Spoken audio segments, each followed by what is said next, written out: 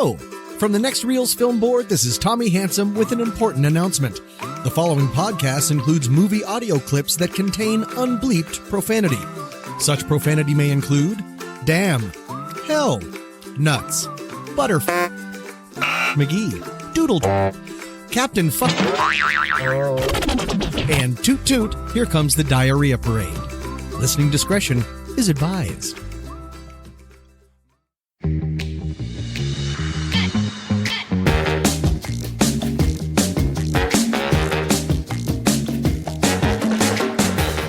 Streaming services are on the rise, and brick-and-mortar video stores are a thing of the past. We have lost that experience of wandering the aisles and stumbling upon a film we've never heard of. We have replaced the familiar face behind the video store counter with an algorithm to recommend films. With more and more content available, it's harder to know what's worth watching and what might be a waste of your time. There are many hidden gems out there waiting to be discovered, and we want to help you find them. This is Trailer Rewind, a podcast where we discuss and review recently forgotten or overlooked films that are now available to stream at home. Today, one of our newest TNR voices, Ocean, is going to take a trip with me to meet the last black man in San Francisco.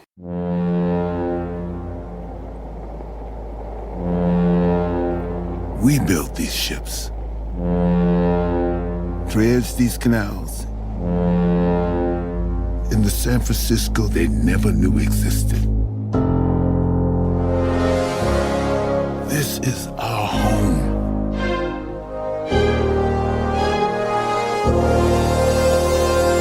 You two stick together. I always come back to the old house. What if it's empty? What if we just peeked inside? We could throw parties. You could put on one of your plays. We could yell. It is this house. Our old house. That's not your old house and that's not your neighborhood. This was Andy's pick from April 6th, 2019. Andy mentioned that this was from A24 and that they have a solid track record of distributing interesting films. Pete agreed that the trailer didn't tell us what it was about, but presented a very compelling tone and mood. Today is November 5th, 2020, and The Last Black Man in San Francisco is available on Amazon Prime and Canopy. Ocean, where did you watch this one? Amazon Prime or Canopy? I watched it on Amazon Prime. Okay. Do you know about do you know about Canopy? I do not know about Canopy. I'm a big fan of Canopy because it is a free service that is affiliated with public libraries. So you may want to check if you have a public library card, your branch or whatever system of the public library may have a subscription to Canopy. And they carry like nearly all the A24 films. They have a chunk of Criterion films there. So a lot more of that indie and art house type of films are there, and it is free. The only limitation is you get a certain number of credits per month. With Canopy, I think it's like 15, so you can watch 15 movies a month. But they've got shorts, they've got all kinds of stuff. So it's a great resource I like to tell people about because with all the streaming services, you know, you're paying for Amazon Prime and your Netflix and your Hulu and Disney Plus and this and that. And all of a sudden, the next thing you know, all your streaming services are racking up to that huge bill that you thought you were getting rid of when you had, you know, cable TV. So Canopy is a free service is one I like to let people know about because there's some really cool stuff there. Yes, that does sound like a great service. Although I think I find that I'll rack up my streaming service bills because I'm just going to pay to not have to leave my house. Okay. Sounds good. Well, The Last Black Man in San Francisco was released into 7 theaters on June 7th, 2019. So again, this typical small art house, you know, type of release. It expanded to 36 theaters the following week and continued to double screens each week for the next 2 weeks. And so by July 12th, it was on 207 screens, which was the peak for this film. And then it slowly trickled down to 29 screens by the week of August 16th. That was its final week in theaters. So it had a good solid run over the summer, sort of in those, you know, smaller art house theaters. But during those 2.5 months, it made about $4.5 million domestically, with a whopping 91,000 coming in from outside the United States. But right after it was out of theaters, it hit digital services on August 13th, 2019. And as is usually the case, a couple weeks later, you could pick it up on Blu-ray or DVD in your physical formats on August 27th, 2019. So your standard release schedule for your art house type of film, which is the type of film we love talking about here on Trailer Rewind, because it wasn't in a lot of theaters. A lot of people may have heard about it, but had not had a chance to see it. Now that it's available, we're going to talk about whether this film is worth watching. So one of the things we talk about here first, Ocean, is what were your expectations for this film? Did it live up to that? Who do you think this film might be for? What do you think? From watching the trailer, I had the same impression I think that Pete had as well, that the trailer didn't really tell me much about what it was. But it did have a very interesting tone. The cinematography looked really good, and it looked like it'd be an interesting thing. And then also the title, Last Black Man in San Francisco, that drew me in. Kind of where there are several different directions that thing could go. So now, having seen it, as far as who I think it is for, I think this movie is really going to be for people that like movies that are slower paced and kind of, really a slow paced drama that is going to get you to the point at the end, but you're not really going to, it's just kind of one of a slower pace. I guess that's one thing that sticks with me about it, is that the movie was a very slow paced movie. And so you want to have people that really like, the art house type of moviegoers, right? That's really who this is for. It really is going towards them. So if you want more of the action, excitement, fast-paced movies like that, this is not the movie for you. This is a movie where it's going to tell you a story that actually does end up having quite a bit of meaning as far as what the story is and then who the people are that tell it. But it definitely takes its time getting there.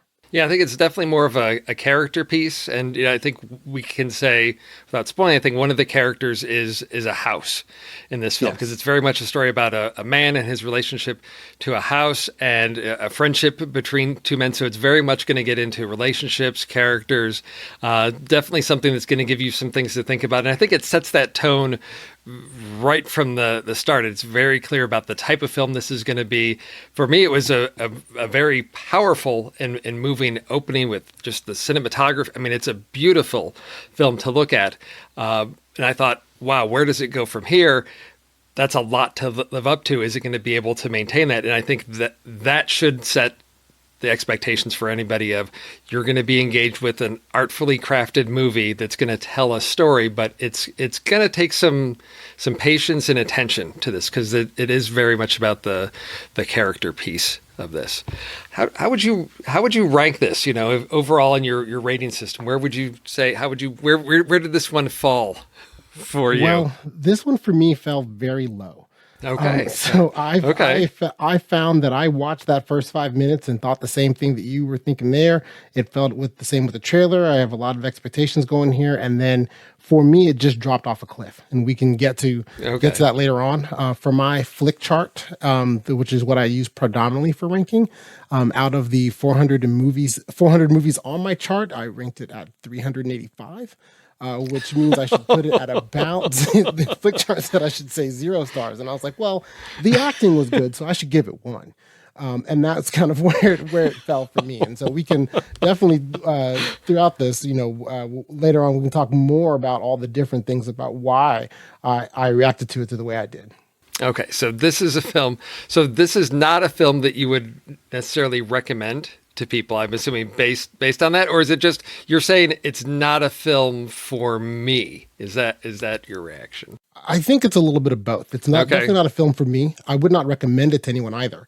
However, I do understand why people would like it, and I also do understand that if you look at Rotten Tomatoes, it's 92% fresh from critics. It's 84% fresh from audience members. So the people that saw this movie really did like it, and I recognize that I am in the minority. But in that minority, it's for me, I view it as the exact opposite of how Rotten Tomatoes critics and audiences viewed this movie. Okay, well, I'm in the bit of the opposite end of the spectrum as you. On my flick chart, it's 122 out of 649, which puts it, where is it, in the 80th percentile? So it's in the top 20% of my movies. And for me, this is like a solid. I'm torn because it's not a perfect film, and so but I'd say it's probably 4.5 stars for me, because for me it was really an enjoyable experience. But again, I am the Terrence Malick fan when it comes to the TNR family, which I Okay. I take some flack from some of them occasionally. I think I've got to have some words with Tommy and Pete based on the last Satmac, because I think there were some Malick cracks there. But I appreciate the artfulness of something and have that patience. And that may come from the fact that back when I was in high school working in the video store, I would, seek out films and like Wim Wenders' Wings of Desire, and, sitting and watching a foreign language film and, and being patient with it. I maybe developed a taste for those types of films at that point. So I'm perhaps maybe a little bit more patient with films. And again, for me, when I look at a movie, I will always value what is it trying to say over the entertainment aspect. If it comes between two things, this is a very entertaining film and this film has something important to say, I'll pick the important message over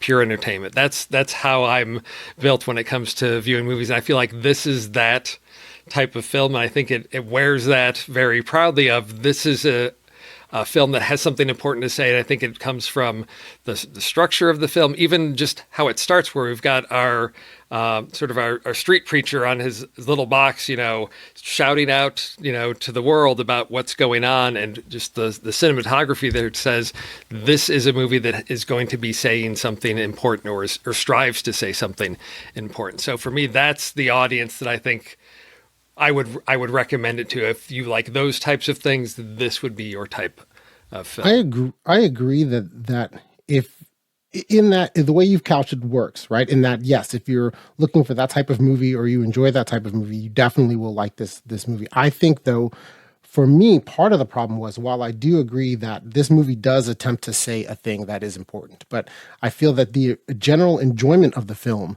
is increased if you already know what they're trying to say. Okay. Right. Without already knowing the main crux of what they're really trying to say in this movie, the way that it meanders and goes in several different directions and really provides you with multiple, for lack of a better term, fake outs as far as, well, what is it we're really trying to say, until you get to the point of what they're really trying to say. And if you're still on board and still enjoying the ride and you're still kind of there at the end when they get to that point, it's like, hey, this movie's great. And I understand when people liked it.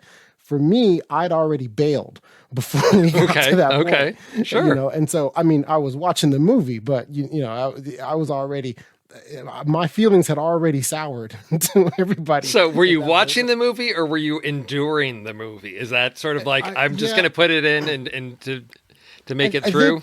Yeah, no, it was, I was watching it at first. I think that I was watching it at first for sure. And then after a while, yes, it does seem to be a bit of you're enduring the movie. I found that for me, the movie was confusing, right? Okay. And that, and throughout several parts of it,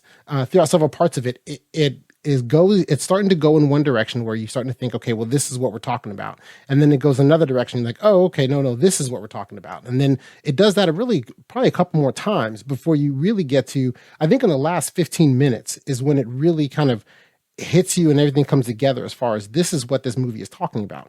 And then actually when I ended up, since I reacted so negatively to it, I ended up, watching bits and pieces of it and everything again to see, okay, was I being too harsh and too critical, right? And on part of it, that's kind of where I came around to this thought process, is that when I watch it again and see it again, knowing what we're talking about, okay, yeah, now some of the things make more sense. Right. I kind of see where we're going and what the story is doing. It doesn't make me like the movie much more, but at least it makes more sense. Okay. Right. Because the first time I was like, it didn't make sense to me that what they were talking about, and the character motivations seemed out of whack to me. Okay. Well, you are on, as you said, you looked at Rotten Tomatoes. I always look at where are we. So with other rating systems, over on Letterboxd, it has a average review of 4.06 stars based on about 50,600 reviews. Over at IMDb, it is at 7.4 based on 13,518 votes. So everybody that in those two, systems clearly are agreeing. Whenever I see that though, and when I hear an opinion like yours, I have to wonder if people feel like, oh, I don't get this movie, so clearly it must be art and it must be good, and so it must, people, do they default to I don't get it, so it must be art, and so therefore it's a great film because the critics are telling me that. Because that's one of the things that I often wonder when I will see sometimes films that have got this classic reputation. I look at it and say, well, I don't see that. I don't understand why it's getting all the praise, and so I'm curious, and we'll get in more depth into that. But listeners, if you think that this is your kind of film and you don't want anything spoiled, this is your chance to pause the podcast and check out The Last Black Man in San Francisco on Amazon Prime or Canopy. All right, Ocean. Now we can get into it, because people at this point, they either have stopped and watched the movie to figure out what it was that you did not like about this movie, or they don't care and they're just eager to hear what it is that you don't like about this critically acclaimed and celebrated movie that's gotten great reviews. So I will agree with you on certain aspects of that. Of the story is not really transparent with what's going on and what the motivations are, because we have a lot of things going on and it's not always clear why these characters are here or why we see some of these scenes, because we don't get the full connection and context of everything till later on. So it's a bit of a, I don't want to say a mystery or puzzle, but all the pieces, I think it's the attempt of the filmmakers to weave together all these story threads to this moment of revelation at the end. But if we aren't along for the ride, and if they don't keep our attention, then we find ourselves wondering, what does this have to do with anything, right? I mean, is that sort of your take? Okay, so let's get into that. I mean, because we do have. I mean, for me, the opening with the two guys cruising on the skateboard, through the city, we got the slow motion again, very artfully done, and I thought, okay, this is setting up this artfulness of the cinematography, the music, the way we've got the street preacher on his box, speaking directly to the audience. We've got sort of surreal imagery of, just a little girl walking on the sidewalk, but men in hazmat suits and smoke. And is this a toxic environment? What world are we in? But then we get to the house, right? Jimmy gets to the house, and that's where our story for me really takes off, is discovering what's going on with Jimmy in this house, right? That's our big mystery for a while, is what's his relationship to the house?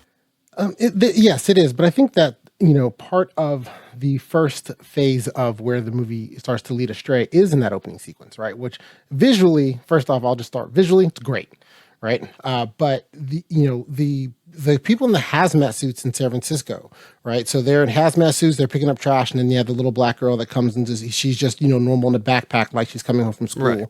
She's skipping along and talking and then the street preacher is then preaching about how the water's been dirty for 50 years and everything's been horrible like that. And then how come they have hazmat suits and we don't, and then from there, Jimmy and Montgomery, the main two characters, they're waiting for a bus to get somewhere. They're not going to make it, so they decide to ride on their skateboard, right? And when they go through the visuals, you see is a lot of either burned or turned down houses, a construction site. It looks, and then you have various scenes of black people that are commiserating in some form or fashion in the city of San Francisco.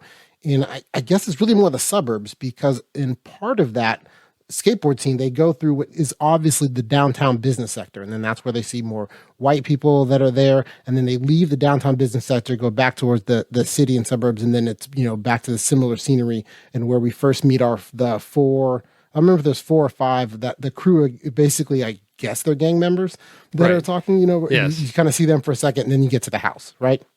So the problem to me there in that establishment shot is, well, are we establishing that San Francisco is truly a toxic environment? I think early on that's kind of dispelled, but then it's like, well, is this now going to be an allegory of that San Francisco is a city where, basically the white affluent people have now left it, and it is now a wasteland that doesn't have good social services, doesn't have good food, good water, clean air, anything like that, and that's where the black people have now been, in essence segregated to, and that they have to live in this squalor or this area, and it's going to be an allegory for another statement later, right? And so that's kind of what I'm thinking at that point. Then they get to the house, and of course, everything I'm thinking there is wrong, right? And so they then get to the house, and then now that we're at the house, he goes and decides, he being Jimmy, our main character, decides it is time to, they don't break in. They talk out almost as if they're going to, go into the house, but they don't. And then he decides it's time to make some repairs. Right. And so he starts painting the windowsill. Yes. Right? And so, and then Montgomery decides to sit, and he's an artist. So he sits outside on the street, and he's drawing in his book and writing. We don't really know what he's writing at this point. Right. And then that's fine that we don't know he's writing, but we don't know what he's writing at this point. And this is kind of where we are. Right. And so it's, that to me, that establishing shot of, not only the beauty of it, but then the oddity, like the two of them on the same skateboard. Right. Right. That was very interesting and different to me as well. Right. But you set up this establishment shot of that where, okay, this is San Francisco, but not the San Francisco of the real world. And we're going to tell a story around it. And that's what you're thinking. And then soon thereafter, you realize, oh no, it's just San Francisco. Right. Yes. And that is the sort of like, are we getting into magical realism? What's going on with our environment? And yes, I agree, because we have several scenes where we've got these like burned out homes. We've got a scene where they're walking past and it's like a house that has been burned to the ground, and it's, it was like, what was it, rent controlled, and there were too many people living there. But there's this, as you said, this sort of state apparently trying to maybe make a statement about society and the old city, and whether it's gentrification or as the population shifts, what that's doing to the city. But it's not very clear, and I will agree that is one of the things that does not resolve itself. It's not very clear what that statement is, because for me, it becomes much more about the story of the house. Why is Jimmy painting the trim around the windowsill? Why is he so invested in taking care of this house? Because he feels like the people that live there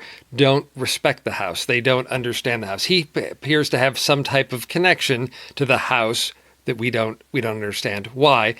As we get further along through the story, we start to realize a little bit more about his connection. But I want to come back to the sort of the gang, the street gang, that they're the other element that appears throughout, because we've got, as Jimmy and Montgomery come back, they're talking about something about the water, and that the water that's toxic out there. Well, that's the same water you bathe with, and all of that, and the guys on the street sort of hear them and say, "Were these two guys taking showers together? What is this?" And there's this sort of conflict between the two. And the character of Montgomery is very interesting, because he's very much an observer type of role. He doesn't take a lot of action, but he sort of goes over there to like find out who these guys are, what's going on with them. The way he interacts with them is very odd and unusual. And so it's not clear what the relationship, if any, exists between our two main characters and these guys on the street. As we get further and further into the story, we get a little bit more. And I think that's, if I'm understanding, is sort of one of your challenges with this, is a lot of information is hidden from us, and we don't have the context for these scenes. Like, why are they interacting this way? What's going on? And that doesn't give us anything to latch onto for those scenes to understand, why is this happening, or what are we supposed to gain from watching this interaction between these characters, right? Exactly. Okay. Yes. No, I agree. The reason for the people on the street, I think, really, as far as the storytelling and narrative goes, is really more revealed later on, and really, it's really about one of them, right? It's really predominantly about Kofi. Yes. And so it's about Kofi, and it's really about him. And then I think that they are trying to represent an archetype of people. I think they're supposed to be gangsters, right? They're not. They don't do anything that really makes you think that they're gangsters, because they're just standing on the corner talking the whole time, right? Right. But the way they're talking and what they're talking about and the subject matter and everything like that implies that they're gangsters. And also what ends up happening with Kofi also implies that they're gangsters or they're wannabe gangsters, right? Not necessarily that they're really in that life, but they maybe want to be or want to pose as that life. And maybe that's their way of trying to assert not only their personality, but maybe they're trying to assert their own power through doing that. But at the same time, in that first initial interaction, right? So part of it, which was odd to me, so far as little things that stood out to me, and part of what I was trying to even understand what's going on with the movie, is it was strange to me that when both Jimmy and Montgomery are when they go up and talk to the four gangsters at the beginning of the movie, they only talk to Montgomery. Yes. Right. They do not even acknowledge Jimmy's presence. Right. then there's, and that I thought that was odd. And so then I thought that was odd. And then we move on to the next scenes when they're there together. The next scene, they go inside the house and they meet, and that's when we meet Montgomery's grandfather, played by Danny Glover. Right. In that scene, right. Oddly enough, Montgomery also, his grandfather also only interacts with Montgomery. He never interacts with Jimmy in any way, even though Jimmy's right there.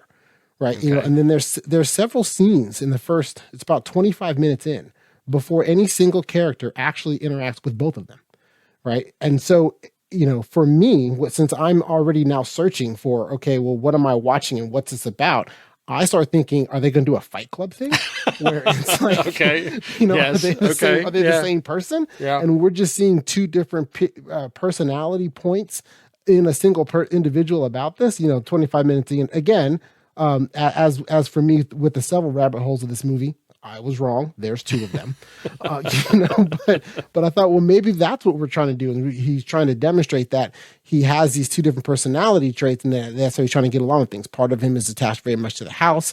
And another part of him is Montgomery, who is trying to then interact and identify other people in his peer group that live in his neighborhood, right. Even though they live in the same neighborhood, they're around each other all the time. There's an impression that they grew up together, but clearly Montgomery doesn't identify with them.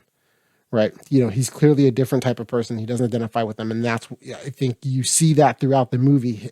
Montgomery in his desire to, in the way he's observing of things, part of it is, I think he's trying to understand, right. And trying to understand, understand how they are, why they are this way, and try to identify with them more. Yeah, that's the interesting thing about Montgomery is his interactions, because we hear at the beginning, we see the street preacher giving his speech, and then we see, Montgomery has written it down, and then he's on the dock or whatever, sort of like rehearsing, and he's reciting those lines. It's like he tries to understand people and how they think or how they work in his interactions by either playing a role or assuming the role of somebody. So it's almost like he doesn't have his own identity. He tries to understand the world by either playing a part or stepping in, to an interaction, like with our alleged street gang, by, becoming somebody different as he interacts with them. So he's an interesting character in that aspect, but I agree. It's not clear what function he is to play. I hadn't noted that no one interacts with Jimmy. I hadn't even really seen that at the beginning. Thinking back now, I could see, yes, that's very much those two interact with each other. But when it comes to anything else, Jimmy is very much withdrawn, because he's living in the house with Montgomery and the grandfather. But again, we only see, Jimmy talking with Montgomery. That's something I had not noticed. So thank you for bringing that up. That's interesting. Yeah, but and it happens the other way as well. Yeah. Like later on when they meet Jimmy's dad's friend and they get into the car. Yes. When they both get into that car together, right? Jimmy's dad's friend only talks to Jimmy. He never looks at or says one word to Montgomery at any point.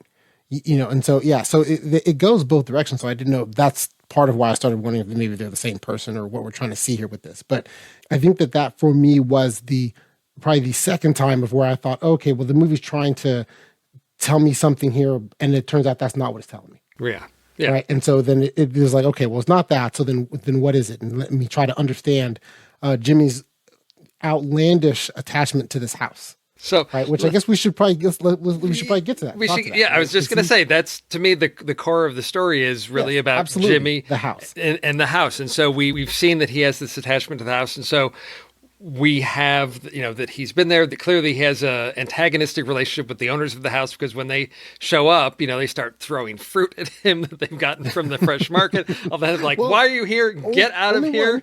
Only one, right? Yeah, only one. The guy is like, well, hang on, he's painting the house. Let him, thanks. Yes.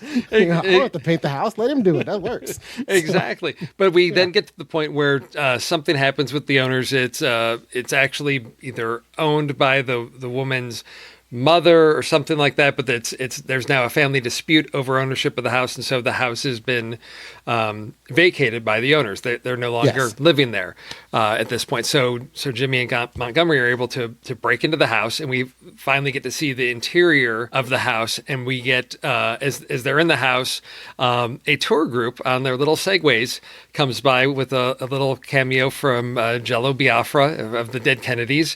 If I would not have noticed.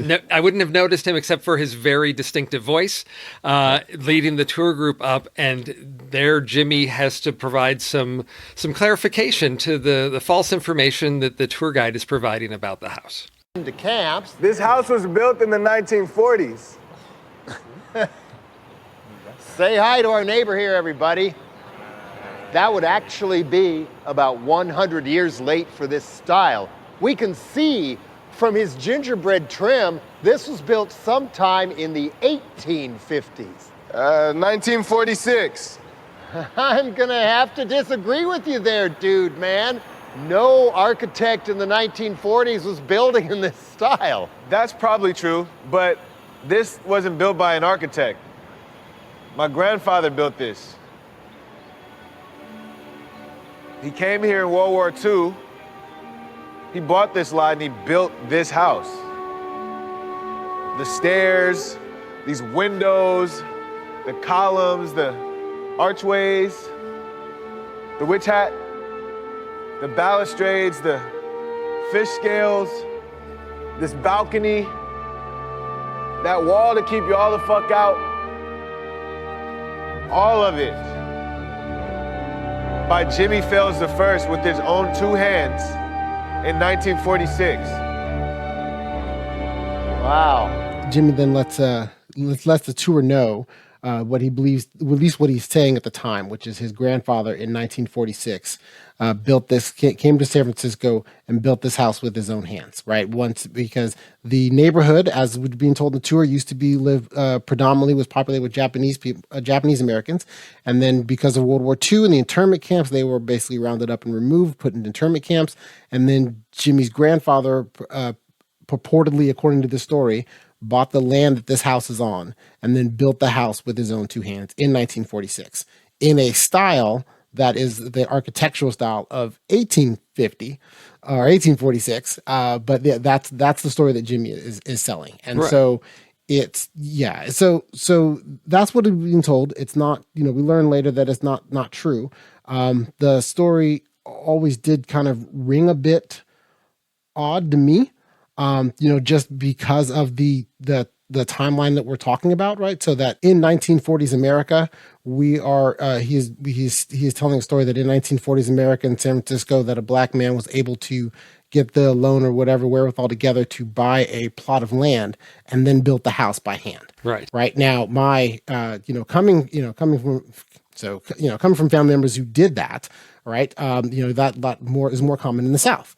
Right. In the South, that happens more where you have the black family members, because I have my own great grandfather who bought some land in the South, and got that and, built it up and did it. Whereas out in the West Coast, and now he bought it in the 1800s, right? In the late 1800s, right? Around the, that time period of window when slavery ended and Reconstruction hadn't quite gone to pot yet.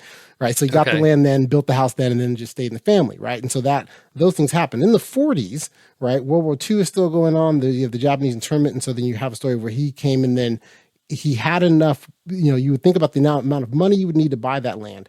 And then from there to then build the house on your own. Yes. Right. And so it seemed like a familiar story that it was geographically and even from the year out of place. Right. So I already thought that was a bit odd, but I was willing to go with it. It's kind of like I was in my, okay, let's go with this movie mode, similarly to the part of the plot hole of there's a dispute of who owns the house. So the people that are currently in the house have to leave the house. Right. Well, that's not how it works. Right. So at all. So you're kind of like, okay, I'm just going to go with it. Right. That's what the movie's telling me. So I'm going to go with it. And the movie's telling me that this happened in 1946. So, okay, I'm going to go with that too. Right. Even though neither of these stories make sense to me. Okay. Well, I will agree. It is, when you look at the house and the craftsmanship in the house, and to think that one man built this with his own hands, you have to think this is the most amazingly skilled and talented, construction, wood craftsman, all of those things. Because it's a gorgeous house. But that is, and now it's, the story that Jimmy believes. And then, of course, the reason why it's no longer in his family is his father lost the house in the 90s, right? So we even get that verified by the realtor when they go to approach a realtor about finding out, like, is this, what's the status of this house? And that's where when they discuss the fact that it's a family dispute, he's like, oh, okay, well, it's not going to be as simple as you think. So they're just basically squat in the house. They just take over, exactly. in the house. And it is this nice little place for Jimmy to have a place of his own for once, a place for the two of them to just, I guess, revel in the vastness of space, because there's no neighbors really right on top of them as compared to the house Montgomery lives in with his grandfather, which is a very, very tiny house. This has, huge rooms, a secret hidden room behind a bookcase, beautiful staircases, all of these things. It's like a kid's dream house, right? I mean, that's what it is for these two. But of course, no dream lasts forever, and we've got lots of things that happen sort of in between, and this is where we get more about our street gang and what happens with Kofi, which is there's questions about is he tough enough and all of that, and he ends up getting shot. And that it goes back to, are they really a gang, or is it just a bunch of guys hanging out on a corner pretending to be tough guys in a gang and calling out one of their members as not being tough enough, and it ends up, he ends up getting shot for that. We have a scene with Jimmy and his father. We learn a little bit more about Jimmy and his family through, his father is basically selling bootleg DVDs of, I think it's Cliffhanger. It is Cliffhanger. He's selling bootleg DVDs in between giving a lesson of how to squat in a house. Exactly. Yes, because he clearly knows how to squat in a house, because you got to get the bills in your name, right? And we see a scene with Jimmy trying to do that, trying to do everything he can to do this, and then the scene where Jimmy goes and visits his aunt, who has a lot of the stuff that was in the house, a lot of the grandfather's stuff that she has kept in storage, so that Jimmy can take that, which seemed, I will say, it pushed the limits of credibility of her thinking that Jimmy was able to somehow acquire this house, right, to take all the stuff and all of that. But then again, we've got, more scenes of skateboarding there with her husband or boyfriend, who's an older man, the skateboarding skills. Yes, yeah. I felt that they were looking back at in the finished product of the movie, I feel that the sister was also in a level of denial. Yes. Right? Because, at first I thought it was just more, she was in a level of somehow either wanton ignorance of how houses and everything works, but she has a house. So maybe the husband just got the house and she just lives there and doesn't understand how it all works or any of that stuff. Because yes, it is not reasonable to think that Jimmy he did have a job as I believe he was a nurse at an assisted living facility. Yes. He does have a job. Right. But at the same time, to be able to get his job doesn't give you the income you need to get that house. No. Right. No. But to be like, I stored all this stuff and I kept it, that to me was one of the first parts that rang true. Yes. I was like, yes, she would keep all of this stuff. Right. And then he would come back and want it, and he would then want to take it. And all that part I thought rang very true and worked for me. Having multiple family members that are a lot like that, right? Well, they're going to hang on to everything. Okay. And so, so that part worked for me. But that they're living in this constant form of denial about his ability to get the house and, be able to stay in the house, and that, then she's, proud of him for getting the house. But then I think she is saying that to him, but also as part of her denial, but understands he's squatting. Right. That's the only way he's in there, is that he's squatting, because, she knows his father, knows the history there and everything else. So I think she knows, but she's just, going with it and living with it in the denial. Right. But and one other part I just wanted to jump back to about when they're in the house, right? That the one of the to me, the more powerful, better scenes in the movie is when they invite Kofi over to the house, right? You know, you get the reaction of someone from that knows them from the outside world coming in and seeing this new house, and the acting, you know, the surprise and the shock that that person has about their ability to get the house. Right. And then the instant acceptance of them having the house. Right. Right. And then, you know, you can even see then that the relationship that they have with Kofi seems to be that, well, they invited him over. He just said yes. They're not really friends yet. They're just friendly and know each other. And it seems to be that over the course of that evening, they then bond a bit more as friends. Yes. Right. And that's, you know, when he leaves, when you know, they hang out in a sauna and they, you know, they go for, I think they go for schwitz, right? Right. Yes. Yeah. Yes. Yeah. They go for a schwitz in the sauna, you know, and they hang out and they have that scene. And they, I think all three characters in this scene reveal a little bit about themselves so that they get to know each other a bit better. Right. And that they then feel that, you know, we've revealed, and some would say some vulnerabilities there, right? That we revealed revealed something to you about myself. And that this is kind of like the first salvo of us really trying to build a true friendship, that there would be, in effect, 3 friends in the story instead of 2, which then, you know, is contrasted or makes it where when the next day, when Kofi's back with his friends and he starts insulting them again, and you know, treating them very poorly, it makes that kind of sting a bit more, because it's like, no, you know, the other guys insulting them that's what they always did. It was no big deal. We weren't really friends, but hey, you were over at our house, we spent some time together, we bonded, I thought we were friends. I don't understand how you could then, you know, turn your back on us and treat us this poorly just to make yourself look good in front of your friends.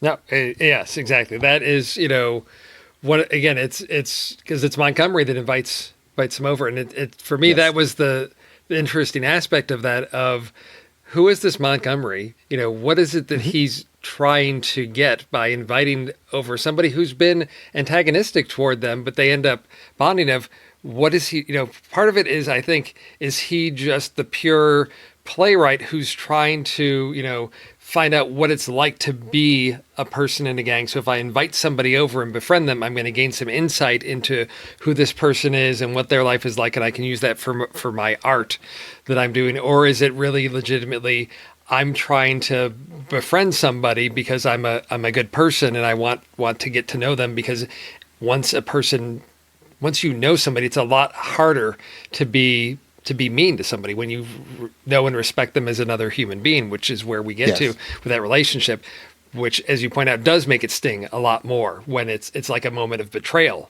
than of like, we let you into our secret little special world and, you know, share this with you, and now you're going to continue to taunt and insult us, is a really, really harsh moment for them. So then, they're squatting in the house, and then, you know, of course that won't last forever, and they're found out because they come back with what is it? They're coming back with flowers, and then the woman's back, you know, in the house, and so they decide, oh well, we'll come back later, right? But they're not really caught then. Well, no, they're not caught then. It's then later on when, if I remember everything, then everything gets the realtor. The realtor. That's right. They come back. Realtor, yes. He comes back and he gets the contract to sell the house. That's right. He throws all their stuff out. That's right. Yes. He assumes it was them. Right. And that's why he just put it on the street. Because he says, I thought it was you guys. So I put it on the street because I could have just, had it done in the store and got rid of it. But I thought you could have it back because you seem like nice enough guys when I met you before. Right. That's right. Yeah, and that's when they're really caught. The locks are changed. They can't get back in. That's right. And that's where Jimmy tries to go to the bank to see if he can get a loan for how many millions of dollars, and he'll pay as long as it takes to own this house. I don't remember the exact number. I think it was $2 million. Yeah, it was several million, and he's nowhere near. You know, he has no assets, nothing. That's a big mortgage with zero down. Yes, exactly. Because he says, "Well, how much down?" He's like 20%. He's like, I don't have that. I don't have that. But then there's Montgomery's approach, which is very different. I noticed the house we discussed is not for sale. There are some alarming elements in your literature I thought you would like to know. And certainly the Bureau of Real Estate would. Uh-huh. This claims the property has a view of the Golden Gate, which I don't think is true. Well, it isn't. It isn't true. It also claims to have all the original fixtures, floors, and faucets. Isn't true. And are you planning on disclosing that there's no septic tank? Which means any day now, the garden could be flooded with shit. Where's this going, man? Well, all this together seems like false advertisement, which is grounds for void of sale, potential revoke of license. I thought it might have been you guys.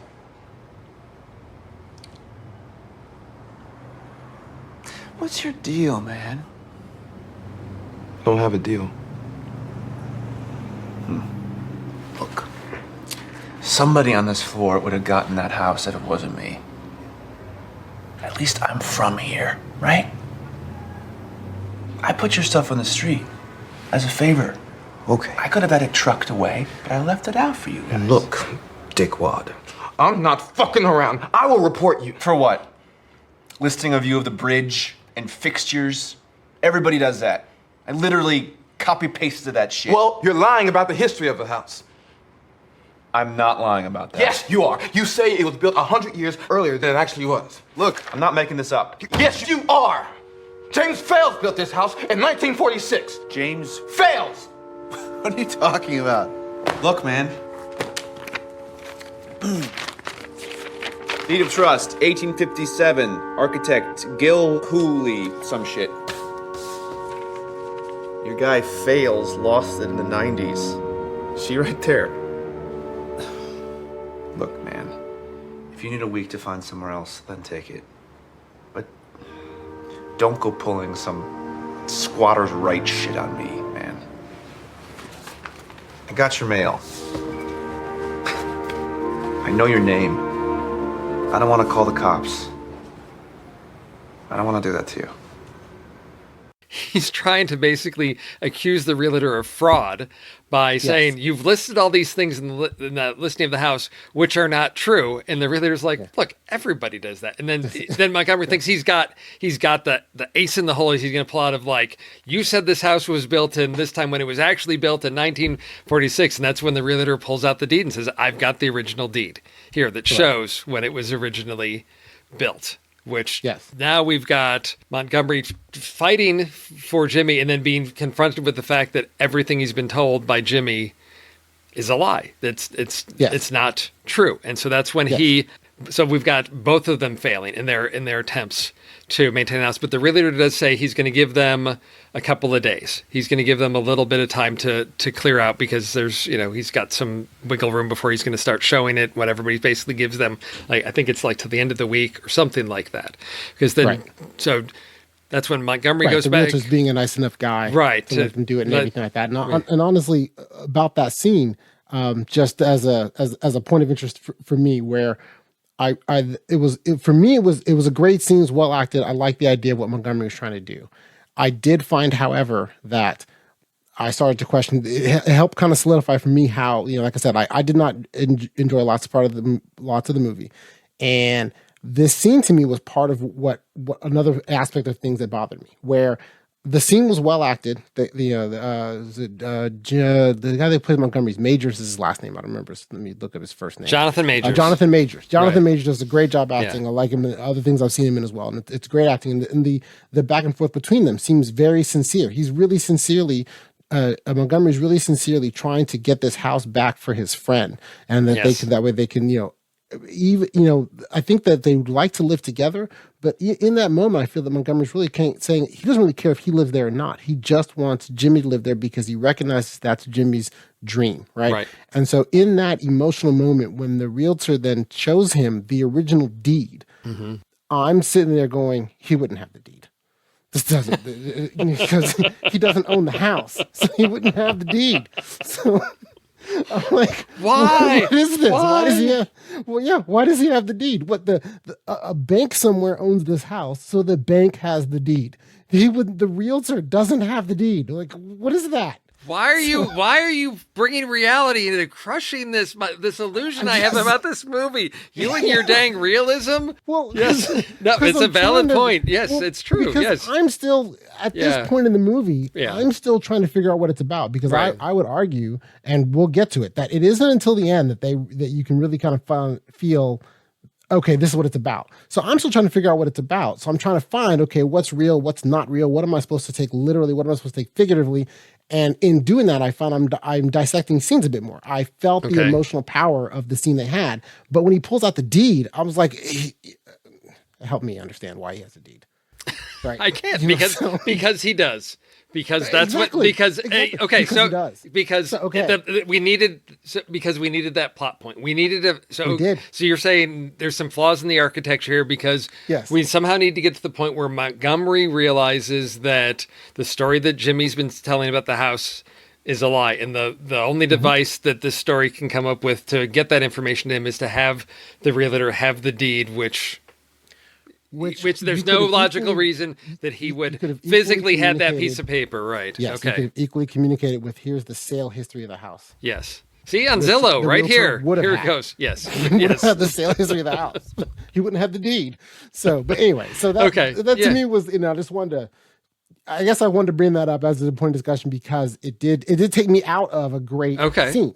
Yes. Right? Because it was a great, powerful scene. And so after that, then once he realizes that he doesn't get the deed, Montgomery is struck. And also too, the after effect, he is now, motivation has struck him. He now has a story that he wants to tell. There's a scene shortly after that with his grandfather, where his grandfather wants to help him brainstorm or talk through a story. And he's like, nope, I'm brainstorming the story on my own. I need to get through it to figure out what it is. And it ends up being the story of the play at the end of the movie. Right. And then and this gives him the inspiration of what he's going to do with it. Because I believe, I'm not sure on my order. I think it was Kofi was shot. Yes. Then the scene with the realtor, and then the next day they find out. If I remember the order correctly, or they're all right there. Yes. Yeah, those two things happened. I don't remember which was first, Kofi getting shot or him knowing about the house, but they were right next to each other. Right. And then that created the inspiration for the play that he's going to put on at the end. Yes, we have lots of scenes of Montgomery like cranking out this play that he's working on, but it is definitely, we see that it's these two events happening in close proximity to each other that inspire and motivate him to do something about this. And for me, I thought, okay, this is about trying to break Jimmy out of his delusion about the house, or to get him to do something with his life, because it's been so much about the house, and if that is a falsehood, I've got to do something to help my friend. It's almost like I'm going to stage an intervention here on this, and so he puts on his little play, The Last Black Man in San Francisco, that they do up in the attic of the house, and we get like all the characters there. We get we get the grandfather, we get we see Jimmy's dad there, we get the street gang. I believe Jimmy's mom is also there, because I think. Is she there? Because I know we met. I think Jimmy's mom. No, we just met her on the bus. See Jimmy's mom in the bus. That's right. That's a whole awkward scene that I was just like, I'm just gonna go. And then general people from the neighborhood that we've seen on the streets that are going to come up and see this cute little play in the house, which is a one-man show with Montgomery playing multiple roles and creating by split, doing the like costume, left side, right side, so that he could, as I'm facing this way, I'm one character. As I flip around and face the other way, I'm the other character, because my costume has been split. So he reenacts, basically the scene with Kofi and the, sort of the leader of the street gang. We see this dynamic of what pushed him, from Montgomery's perspective, of that tension between those two characters that results in, Kofi's death, which, for me, I will agree. It gets muddied there, of something as important as someone getting killed, such a tragedy, and then trying to connect that with Jimmy and the house. I mean, to me, they're not equal in weight and importance of what the community needs to be paying attention to, right? I agree that they're not equal. I think that the trajectory of that, it kind of works, right? In that, because when you really break down what he's doing with the play, he does the play, and that kind of starts to show Kofi's friends that maybe they pushed him too hard. Right. Kofi really wasn't this hard gangbanger guy, right? He was just trying to fit in with the group. Right. And then so they have the back and forth like you mentioned, and then they do I guess someone comes up from the side of the stage, and then they have the blanks fired and shot, so he's killed. Right. Now from there, the play turns into a wake. Right. Yes. And so it turns into from there Montgomery starts querying people, saying, "Hey, what was your memory of Kofi? What do you think of this?" And it was kind of what we say about him in life, right? About him in life, right? So it becomes a wake for Kofi, but then it turns from a wake, and then he becomes where he's now starting to be. He then is the preacher on the crate. Yes. Right at the beginning. So he's starting to espouse different things with there. And that's when he decides he's going to start, where he says really two things that I think are somewhat profound, right? The one profound thing was he is building up to that Kofi was more than just this person that we saw on the street, right? Because I was part of with the wake when he got the people to talk about Kofi, they all had different perspectives on him. Right. And so then they said he is more than just whatever your limited interaction was with Kofi. He is more than that. Yes. Right? He has the other aspects of his personality and who he was, which is a really nice tribute. And he's doing that through the voice of the preacher on the crate. And then he starts saying, and then he turns it to his friend Jimmy to then try to communicate to him, you are more than this house. Right. Right. Even though Jimmy does not necessarily think that he's more than this house. You are more than this house. There are things that you should know about this house and everything like that, if you're, he's kind of really telling them, if you live here, you're great. If you don't live here, you're still great. You're still a wonderful person. You still have so much more to offer. And even in that, through that, when he's building Crescendo to, telling him that the house wasn't built by his grandfather and everything, you could even tell by Jimmy's reaction. And this is part of what bothered me as well. He already knew. Right. Right. Because it's like, there's something you should know. And he's like, I don't want to know. Right. Right. And there's the things that you should, I'm going to tell you about that. And you could tell that Jimmy understood where this was going and he just didn't want to hear it out loud, and then once it was said out loud, then you find out, the other, I guess, whiplash effect that you find out that he already knew. Right. Right. He already knew, and the aunt already knew, and he's just trying to get his father to admit that it's true. Yeah. And his father is more stubborn about this lie than Jimmy is. Yeah. It's a powerful moment, and you still don't like this movie. Okay. It is. So the problem for me is it because I mean, as you said, it's the Jimmy already knew, so that we don't have the emotional weight of his reaction to this revelation, because it's not a revelation to him. It's no. I mean, it's Montgomery calling him out on it, and Jimmy's not going to engage with that, and that's when Jimmy takes off out of the house, right? So, but he's the last person that he could get to buy into his illusion is gone. So it's Jimmy's left alone with his illusion of the house, and there's no one else that will believe that with him. I mean, perhaps aside from his father, who's not the best role model or parental figure ever either. No, he's not. So then I guess if we come back to what's the movie trying to say? The allegory? Is it this? Is it that? Is it really? I mean, does Montgomery's little sermon there? Is that what the movie's trying to say? Is that each of us are more than what we're perceived in our limited interactions with each other? That there's more to each other. Is that enough? I agree that is what he's saying in the speech, right? Right. That yes, he's saying that not only was Kofi more, but you're more. We're all more. We can be more than what we're limiting ourselves to be. Okay. Right. And yes, that is a powerful moment. But part of what also, again, for me, rubbed me the wrong way with that powerful moment was once you find out that Jimmy knows the lie, right? If he's told the lie for the first time here and he didn't know, right? At that point, you're like, okay, now you have a man who has to try to grapple with everything that he is strive for and believed in life and understood is not true. And how does he then handle that? Right. But that's not the case. The case is he knew. Yeah. So really then the house doesn't have any ancestral tag to it. Any pull to it, right? Right. It doesn't mean anything with there. Really, the house, the only thing the house now means, and that's part of where, and this is where I think you really start to understand the story a bit more. The only thing the house means is it's the last house that he lived in as a child before they became where they lived in a car and they were going to different places like that. And it's the last place that he felt like it was at home.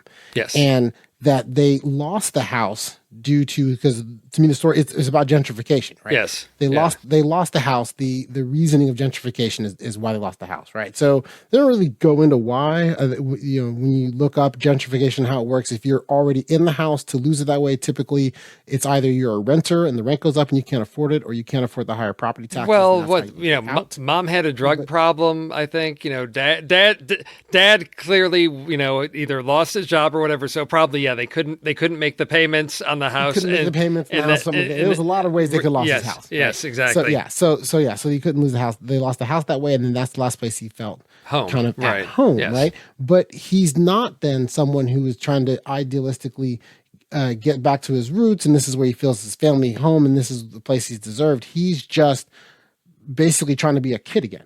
Okay. Right. Yes. And he's not really trying to embrace or, grow up. Right. It's like you lived in this house when you were 10. So since it wasn't built by your grandfather, and that, and it's just a house, at that point it becomes, well, just, try to get a different house.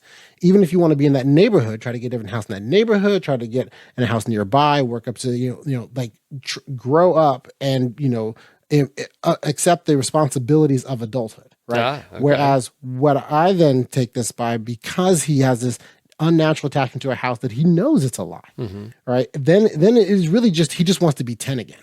Yes. Okay. And I don't.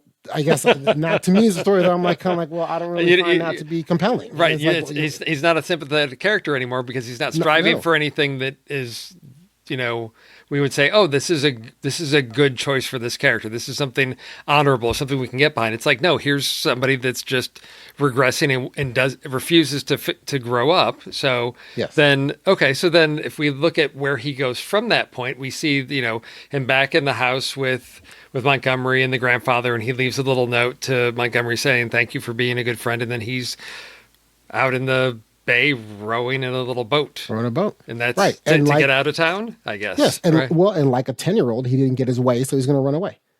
That's what he did. so okay. Yes. Yeah. Wow. Yeah. Wow. So I don't. Okay. Yeah. I don't. I identify much more with Montgomery. Montgomery is trying to. He identify with. He's trying to grow up and understand he's dealt a hand. It ain't the best hand. It ain't necessarily the hand he wants to have dealt. He's working at a seafood deli shop, whenever he had that, and he's taking care of his grandfather who's blind, and he has a small room in a smaller house, right?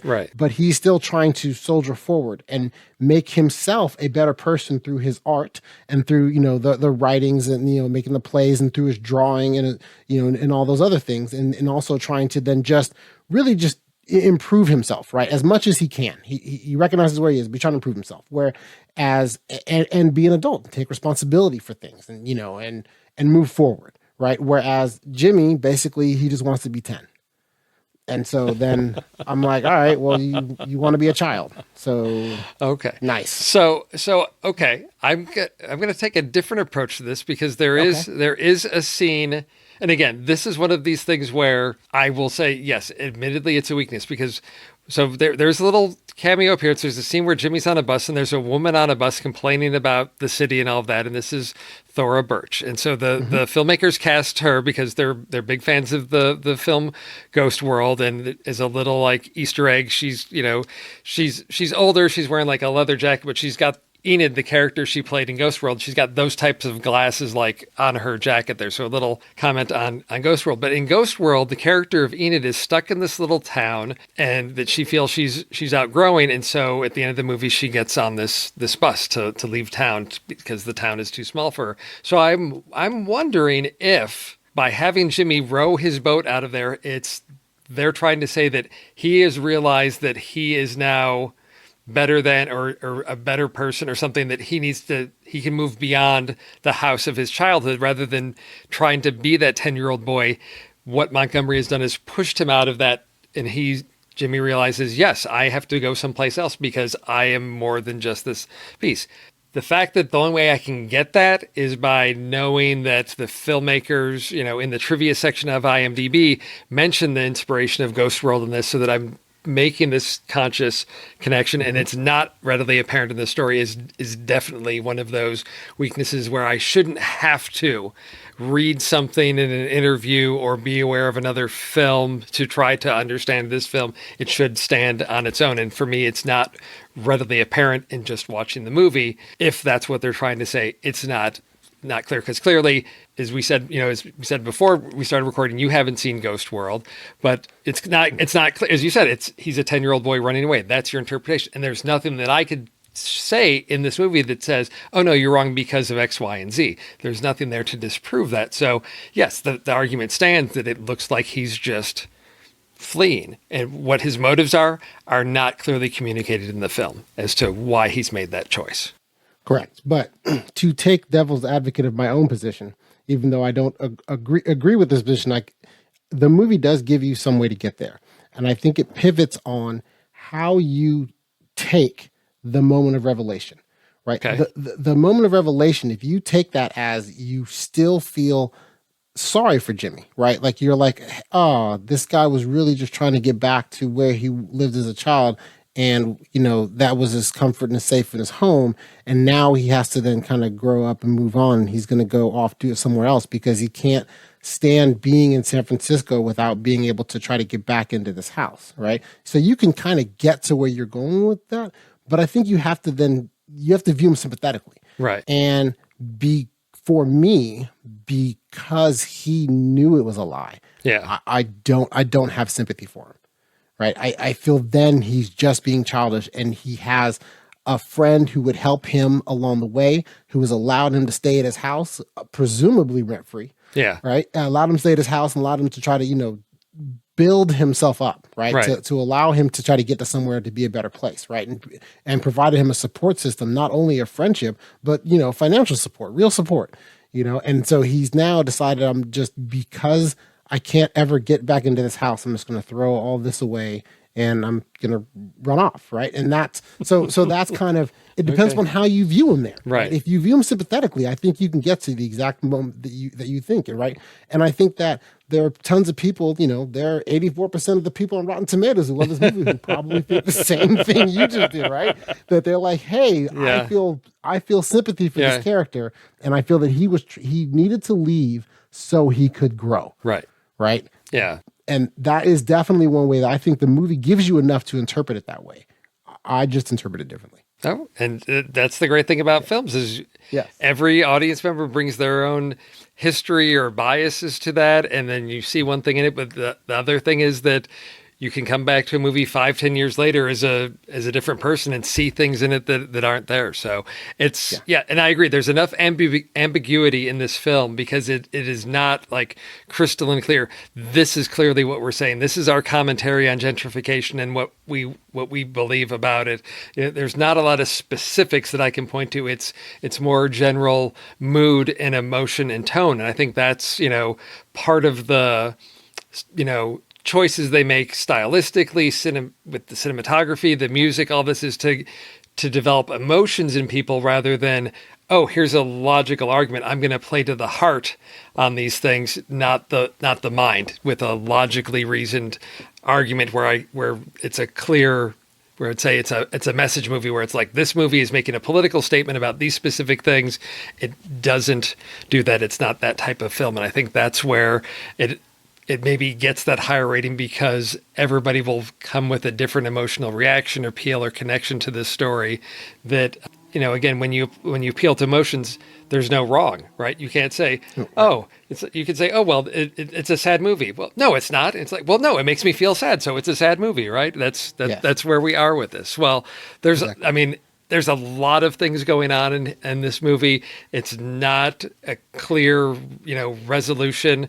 For me, all the pieces worked, and then perhaps it's that abstract metaphorical, this is what it's doing for me, and I don't need the nice check boxes perhaps because I don't know enough about real estate to know that a realtor wouldn't have that deed, or I'm just willing to suspend my disbelief enough, allowed me to do that. And I will say, it's like those things like in Jurassic Park where I love that movie despite the fact that the whole thing with the goat and then all of a sudden where the goat was is like 100-foot drop and there's no way that works.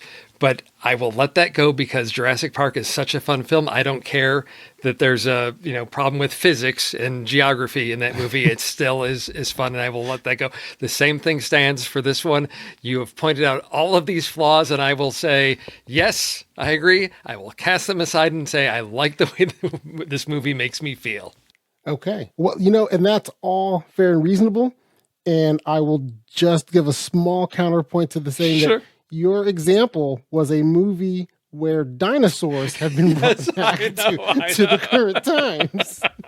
And you're comparing that to a character drama set in San Francisco. Yes. So once you accept the dinosaurs, it's on Front Street, right? Right. Dinosaurs is like, okay, belief is suspended. Okay. Yes, I know. You're going to accept a lot, right? Yes, that's true. So yeah, but at the same time, I think that for me, and I'm actually curious then what you, if there's anything else you thought about it as a whole at the end. I felt this movie was about gentrification. Yeah. And I felt that even looking back at it again at other scenes, that if you take everything in the context of, okay, we're going to tell a story about gentrification and we're going to tell that story from the perspective of people who have been victimized by gentrification. So taking the political argument of gentrification Right. putting that to the side about are there victims, not victims and all that, right? But the people that feel that they've been victimized by it, and this is a story about how they could feel in multiple different ways, right? There are multiple different allegories and statement points throughout the movie that kind of do lend itself to we're talking about gentrification the whole way through. I find that at least I feel that if you knew that going in, that you might enjoy the movie more because you would see everything through that lens, right? And the character motivations start making more sense, right? If you now understand Jimmy as someone who feels that he was forced out of his rightful home through a gentrification process, and that there was a wrong that was done to him, and he's trying to get back to restore that wrong. Well, that's a different motivation. Right. Than the one I'm ascribing to him. So I think that if you know that, you can kind of couch the movie different ways. But I do, at least that's what I think the movie's about. I agree with you that it's all emotional. So then there is no wrong. There's no wrong way to feel about any of what they're doing. But then, like, I know, did you feel that it had that type of a central point, that it really the whole thing is about gentrification or about something else, or did you feel that it wasn't about one single thing? From the beginning, I figured there was going to be something about gentrification because it goes all the way back to, our street preacher and like, why do they get these suits? And, if it's toxic and all this of this separation of like, there's us and we being the victims and what are we being subjected to that they know and are protecting themselves from, but allowing us to be victimized by. The whole, if the house becomes that ongoing metaphor of gentrification of a family being pushed out of something that should belong to them, again, it's not something I have enough personal experience with, either myself or friends or anything, to say, okay, I know exactly what the consequences of gentrification, what that does to a community, all of that. That's not something I have firsthand knowledge of. So it's something I struggle with. So I can't specifically say, oh yeah, that's clear to me. I get the sense of it. And that's, I think, one of the challenges with this film, because it's not as clear to say, yes, this is what we're trying to say, because I just get hints of it, because those storylines, there's never any follow through on them. We see like these different pieces where there's just a house burned down, or when at one point when Jimmy and Montgomery get off the bus, they get off the bus into like, it's just smoky in the street. And as they walk through and then encounter the street gang, there's no explanation for that. What is that smoke? What is going on in the neighborhood? And because I don't get that fully explained, it just creates this sort of surreal shadow that hangs over the film that for me obscures a little bit what that message might be. And that's why for me, I focus more on the story of Jimmy and the relationship to the house and childhood and family and a sense of belonging to a place, because it wasn't clear to me if it was making a larger, grander statement. So I have to attach to what I can connect to, which is Jimmy, a man who's trying to recapture his childhood and being pushed out of that, and the choices, he has to make. I mean, there's, as you mentioned, he does have a job. There's one scene where we see that, and it's, that's it. What are we supposed to gain from that? That he's a compassionate man? What is that job as sort of a caregiver for the elderly supposed to say? Because again, there's fragments of pieces, but they're never put together, because if that choice to have him have that type of career to be a caretaker of the elderly, is that supposed to connect him to the house as caretaker of an older house? Is it him as young black man trying to maintain a connection to the older society that's there? What does that mean? Again, it's not clear. I'm not given answers, and I don't know that there's enough here for me to draw clear conclusions to give an answer to that. And I agree. That's a weakness to the film, because it by not committing to anything, then it doesn't say any one thing strongly. It gives hints of several things that I feel like I saw enough talent and craft in parts of the movie that, yes, I had hoped for something more concrete and specific in the resolution to this film, because I look at the talent and the performances, the cinematography, the music. I love the music. For me, it carried those emotional pieces. I could connect to those things. There was the creative visuals that I thought all of this can build to something really powerful. This is a movie that should have me in tears at the end, but I don't. And that's, now I'm rethinking my rating. Thank you, Ocean. Now I'm going to pull out the flaws on these things of like, don't let them, create some melodrama to manipulate your emotions. Hold them accountable for saying something. And yeah, they don't clearly do that in this film. There we are. Okay. Well, I guess I apologize for any no, never on your enjoyment of the film. Never apologize for that, because that'll give me an opportunity to go back and revisit and say, yes, the film works in certain ways, but is not as successful as I thought. And that's happened to me several times, where my initial reaction to a film is like, oh my gosh, and then I go back and revisit and go, I got some issues with this. Yeah, and that can be, I can get swept up in the moment. Hereditary is an example. At first I was like, this is this crazy, intense horror movie. And then I watched it a second time. I was like, I got a lot of issues with the logic reasoning of what's going on here. Let me pick this apart. And yeah, I'm always willing to do that. And it's always great to have a conversation with someone with a different perspective, so that we can probe into these things, and listeners can say, that's something important to bring to the table, that, in their discussions with friends about this movie, to discuss the merits of it. And is that enough? Or are they willing to just appreciate it as art and let it be? Or do they want something more from that and be critical of that and look for those things in the film? So that's what we're here for. Yes. Nope. I agree. And that's really, I think, all I have to say about that movie. No, that's great. All right. Well, so our listeners, I want to thank you for listening to Trailer Rewind. If anything we said here entertained, educated, or even enraged you, we'd like you to tell people about this podcast. Whatever your podcast listening platform is, please share, rate, or write a short review. It helps other podcast listeners find us. And if you enjoy connecting with other film fans, you can become a member of our community over on Discord. It's free, and there's always an interesting dialogue or debate to jump into. Well, Ocean, it's been a pleasure, and I look forward to maybe doing another one of these with you sometime down the road. Yes, it has been a pleasure. I sincerely hope it is. Hondo, everyone.